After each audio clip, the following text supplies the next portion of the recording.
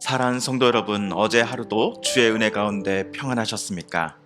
2021년 1월 29일 금요일 아침 매일 성경 말씀 묵상 시간입니다. 다 같이 사도신경으로 신앙 고백하며 오늘 말씀 묵상 시간 함께 시작하겠습니다. 나는 전능하신 아버지 하나님 천지의 창조주를 믿습니다. 나는 그의 유일하신 아들 우리 주 예수 그리스도를 믿습니다. 그는 성령으로 잉태되어 동정녀 마리아에게서 나시고 본디오 필라도에게 고난을 받아 십자가에 못 박혀 죽으시고 장사된 지 사흘 만에 죽은 자 가운데서 다시 살아나셨으며 하늘에 오르시어 전능하신 아버지 하나님 우편에 앉아 계시다가 거기로부터 살아있는 자와 죽은 자를 심판하러 오십니다. 나는 성령을 믿으며 거룩한 공교회와 성도의 교제와 죄를 용서받는 것과 몸의 부활과 영생을 믿습니다. 아멘. 오늘 우리가 함께 읽을 기록된 하나님 말씀은 창세기 제43장 1절에서 14절까지의 말씀입니다. 구약 68쪽경에 있는 창세기 제43장 1절에서 14절까지의 말씀입니다. 그 땅에 기근이 심하고 그들이 애굽에서 가져온 곡식을 다 먹음에 그 아버지가 그들에게 이르되 다시 가서 우리를 위하여 양식을 조금 사오라. 유다가 아버지에게 말하여 이르되 그 사람이 우리에게 엄히 경고하여 이르되 너희 아우가 너희와 함께 오지 아니하면 너희가 내 얼굴을 보지 못하리라 하였으니 아버지께서 우리 아우를 우리와 함께 보내시면 우리가 내려가서 아버지를 위하여 양식을 사려니와 아버지께서 만일 그를 보내지 아니하시면 우리는 내려가지 아니하리니 그 사람이 우리에게 말하기를 너희의 아우가 너희와 함께 오지 아니하면 너희가 내 얼굴을 보지 못하리라 하였음이니이다. 이스라엘이 이르되 너희가 어찌하여 너희에게 또 다른 아우가 있다고 그 사람에게 말하여 나를 괴롭게 하였느냐. 그들이 이르되 그 사람이 우리와 우리의 친족에 대하여 자세히 질문하여 이르기를 너희 아버지가 아직 살아계시느냐 너희에게 아우가 있느냐 하기로 그 묻는 말에 따라 그에게 대답한 것이니 그가 너희의 아우를 데리고 내려오라 할 줄을 우리가 어찌 알았으리이까. 유다가 그의 아버지 이스라엘에게 이르되 저 아이를 나와 함께 보내시면 우리가 곧 가리니 그러면 우리와 아버지와 우리 아이들이 다 살고 죽지 아니하리이다. 내가 그를 위하여 담보가 되오리니 아버지께서 내 손에서 그를 찾으소서. 내가 만일 그를 아버지께 데려다가 아버지 앞에 두지 아니하면 내가 영원히 죄를 지리이다. 우리가 지체하지 아니하였더라 하면 벌써 2번 갔다 왔으리이다. 그들의 아버지 이스라엘이 그들에게 이르되 그러할진대 이렇게 하라. 너희는 이 땅의 아름다운 소산을 그릇에 담아가지고 내려가서 그 사람에게 예물로 드릴지니 곧 유향 조금과 꿀 조금과 향품과 몰약과 유향나무 열매와 감복수가이니라. 너희 손에 갑절의 돈을 가지고 너희 자루 아귀의 도로 넣어져 있었던 그 돈을 다시 가지고 가라. 혹 잘못이 있었을까 두렵도다. 내 아우도 데리고 떠나 다시 그 사람에게로 가라. 전능하신 하나님께서 그 사람 앞에서 너희에게 은혜를 베푸사 그 사람으로 너희 다른 형제와 베냐민을 돌려보내게 하시기를 원하노라. 내가 자식을 잃게 되면 이르리로다. 아멘. 이집트로 곡식을 얻고자 야곱의 아들 10명이 집에서 출발을 하였습니다. 충분한 곡식을 구해서 집에 도착하였지요. 그런데 아들 숫자를 세어보니 총 9명이었습니다. 시므온이 지금 이집트 감옥에 인질로 붙잡혀 있기 때문입니다.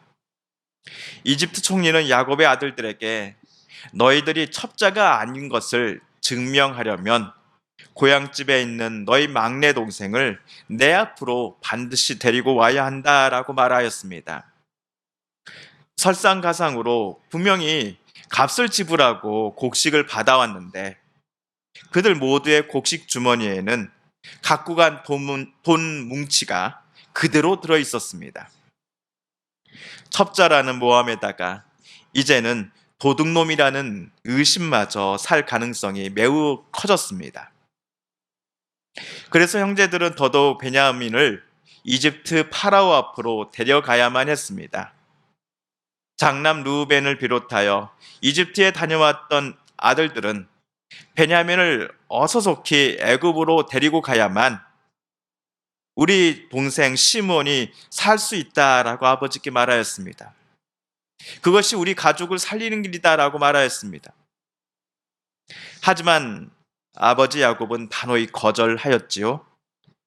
2년 전 제일 그가 사랑하였던 아들 요셉을 형들 곁에 보냈다가 영원히 잃은 바 있기에 베냐민을 절대로 형들과 함께 애굽으로 출발시키지 않으려 했습니다. 야곱의 마음을 이해 못하는 것 아닙니다. 그럼에도 시므온도 똑같이 야곱 자기의 아들인데 시므온의 목숨보다도 여전히 우리 요셉 그리고 이번에는 우리 베냐민 하면서 라헬의 자녀들만 편애하는 아버지의 모습에 다른 부인들의 자녀들은 화가 났을 것입니다. 그런데 오늘 1절, 2절을 보시면 지난번 아들들이 애굽에서 사온 식량이 이제 거의 끝나갈 쯤에 아버지 야곱이 아들들을 자기 앞으로 부릅니다. 그리고 말하기를 얘들아 가져온 곡식이 다 떨어졌으니 식량을 조금 사오도록 하라. 그러자 자녀들 중에 넷째 유다가 형제들을 대표해 베냐민 이야기를 아버지께 또 꺼냅니다. 이때가 기회다 싶었기 때문이지요. 아버지, 지난번 애굽 총리가 베냐민을 반드시 데리고 와야 한다라고 말했습니다. 만약 아버지께서 허락하시면 아버지 말씀대로 양식 사러 이집트에 좀 다녀오겠습니다. 베냐민이 우리와 함께 이집트에 가도록 제발 허락해 주세요, 아버지. 예, 야곱은 그려 너무나 라고 대답해 줬나요? 아닙니다. 이번에도 너희 녀석들은 제값을 주고 곡식만 사오면 되지 쓸데없이 집안사를 이야기해서 우리 베냐민을 이집트에 가게끔 만들었느냐라고 역정을 냅니다. 그런데 이번엔 유다도 지지 않습니다. 아버지, 베냐민 이야기 먼저 꺼낸 것은 우리가 아니라 이집트 총리였다고요. 아버지가 살아계시는지 너희에게 아우가 있는지 그가 물어보기에 우리는 그저 묻는 말에만 대답한 것뿐인데 그가 설마 베냐민을 자기 앞으로 데리고 오라고 말할 줄 우리가 어떻게 알았겠냐고요. 그러니 저희한테만 아버지 뭐라 하지 마세요. 하지만 유다는 백발의 아버지께 좀 무례하다 싶은 걸 알았던지 이번에는 공손히 8절과 9절에서 이렇게 말합니다. 유다가 그의 아버지 이스라엘에게 이르되 저 아이를 나와 함께 보내시면 우리가 곧 가리니 그러면 우리와 아버지와 우리 어린 아이들이 다 살고 죽지 아니하리이다. 내가 그를 위하여 담보가 되오리니 아버지께서 내 손에서 그를 찾으소서. 내가 만일 그를 아버지께 데려다가 아버지 앞에 두지 아니하면 내가 영원히 죄를 지리이다. 어제 장남 루벤도 애굽에서 막 도착했을 때 유다와 똑같은 말을 아버지께 드렸지요. 베냐민을 데리고 갔다가 무사히 오지 못할 경우 자기 두 아들을 아버지 마음대로 하셔도 상관없습니다. 그만큼 저 루벤 자신 있습니다. 아버지가 정말로 사랑하는 베냐민을 꼭 안전하게 귀가시키겠으니 아버지 저를 믿고 제발 허락해 주십시오. 그러자 아버지 야곱이 이번에는 그래 데리고 가라 라고 대답을 합니다. 게다가 가나안 땅에서만 나는 귀한 것들을 총리 어르신께 갖다 드리라 라고까지 말합니다. 그리고 갑절의 돈을 가지고 가서 지난번 돈 문제로 괜한 오해를 사지 않도록 총리께 잘 설명을 드리고 오너라라고 야곱은 아들들에게 부탁을 합니다. 마침내 아버지 야곱은 형들이 베냐민을 애굽에 데리고 가는 것을 허락한 것입니다. 우리가 알기로는 어제까지만 하더라도 야곱의 입장은 단호했습니다. 절대로 안 된다였습니다. 그런데 무슨 이유 때문에 야곱의 마음이 허락으로 바뀌게 된 것일까요? 혹시 넷째 아들 유다의 설득이 야곱의 마음을 움직였기 때문일까요? 물론 그럴지도 모르겠습니다.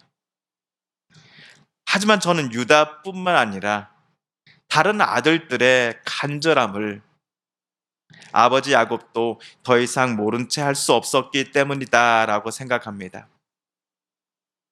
맨 처음 자녀들이 애굽에서 되돌아와서는 베냐민 얘기를 꺼냈을 때 야곱은 단칼에 거절하였지요. 앞으로 내 앞에서 베냐민의 배자도 꺼내지 말라고 이야기하였지요. 이랬던 야곱이 오늘 자녀들을 불러다가는 애굽에 가서 식량을 좀 사오라라고 먼저 말을 꺼냈습니다. 이 시국에 양식을 살 수 있는 곳은 애굽밖에 없다라는 것을 야곱은 잘 알고 있습니다. 애굽에 다시 가려면 반드시 베냐민을 데리고 가야 한다는 것도 야곱은 절대로 모르지 않습니다. 그렇게 오늘 자녀들에게 애굽에 가서 식량을 좀 구입해 오너라라고 지시했다라는 것은 야곱이 베냐민을 애굽 총리에게 보낼 것을 허락하였다라는 것을 우리는 알 수 있습니다. 그렇다고 베냐민을 함께 출발시킨 것은 식량만을 얻기 위함 때문만은 아니었습니다. 베냐민이 가야만 애굽에 붙잡혀 있는 시므온이 풀려날 수 있기 때문이지요. 그리고 베냐민 시므온뿐만 아니라 다른 아들들도 또 그의 자식들도 야곱은 아끼고 사랑하고 있었기 때문에 베냐민을 보내기로 한 것입니다. 애굽에 두 번째로 가려고 준비하는 아들들에게 야곱은 14절에서처럼 말합니다. 전능하신 하나님께서 그 사람 앞에서 너희에게 은혜를 베푸사 그 사람으로 너희 다른 형제와 베냐민을 돌려보내게 하시기를 원하노라. 내가 자식을 잃게 되면 이르리로다. 아들들의 전하는 바에 따르면 괴팍하고 깐깐한 애굽 총리 앞에 자기 아들들이 다시 서야 하는데 하나님께서 우리 아들들에게 은혜를 주시어 내 11명의 아이들이 모두 안전하고 또 건강하게 집으로 되돌아오기를 아버지 야곱은 실은 간절히 원하고 있었던 것입니다. 내가 자식을 잃게 되면 이르리로다라고 하는 야곱의 발언에서 여기서의 자식은 아마도 베냐민을 가리킬 것입니다. 혹시라도 이번 애굽 방문에서 야곱이 가장 사랑하고 있는 베냐민에게 무슨 일이 생길 경우 이 아비는 절대로 장남 루벤이나 유다에게 책임을 묻지 않을 거야. 절대로 너희들 책임이 아니야 라는 의미로 내가 자식을 잃으면 이르리로다 라고 자녀들 앞에서 야곱은 말하였을 것입니다. 자녀들에겐 늘 무뚝뚝뚝하던 아버지의 모습만 우리에게 보이곤 했는데 사실은 자녀들을 야곱은 정말로 아끼고 사랑했던 것이지요. 야곱의 가족들에게서는 서로에게 표현이 부족했던 것 같습니다. 아버지는 자녀들에게, 자녀들은 아버지인 야곱에게 사랑한다, 또 고맙다 라고 말함을 아끼고 아꼈던 것 같습니다. 그러다 보니 부자 간에 오해가 생겼습니다. 오해는 불신을 낳고 또 불신은 갈등과 미움을 낳을 때가 많곤 합니다. 오늘 내 가장 가까운 가족들에게 사랑합니다, 고맙습니다, 축복합니다 라고 우리는 고백하고 있던가요? 오늘 내 가장 가까운 이들에게 사랑합니다, 고맙습니다, 축복합니다 라고 고백해 보시면 어떻겠습니까? 마침내 베냐민이 형님들과 함께 이집트 총리 앞에 서게 됩니다. 이들 형제들과 총리 요셉 사이에는, 또한 베냐민 사이에는 어떤 일이 기다리고 있을까요? 그 이야기는 우리 다음 주 화요일 말씀 묵상에서 좀 더 자세히 살펴보도록 하겠습니다. 사랑하는 성도 여러분, 오늘 말씀을 읽으실 때 하나님께서 저와 여러분에게 깨닫게 해주신 교훈을 기억하며 이 시간 우리 함께 기도하기를 원합니다. 또한 우리 성도님들과 가족들 중에 하나님의 고쳐주심과 일으켜 세워주심을 놓고 간절히 기도하는 분들이 계십니다. 우리 특별히 이 시간 우리 이경준 집사님의 동생분, 남동생분 이흥준님을 위해서 여러분 특별히 기도 부탁드립니다. 이경준 집사님의 남동생 이흥준님께서 며칠 전 쓰러지셔서 지금 의식 회복을 위해서 간절히 가족들이 기도하고 있는 상태입니다. 여러분, 이흥준님을 위해서 여러분도 같은 마음으로 어서속히 의식을 되찾고 또 건강하게 일어설 수 있도록 우리 이흥준님을 위해서 여러분 간절히 기도해 주시기를 부탁드립니다.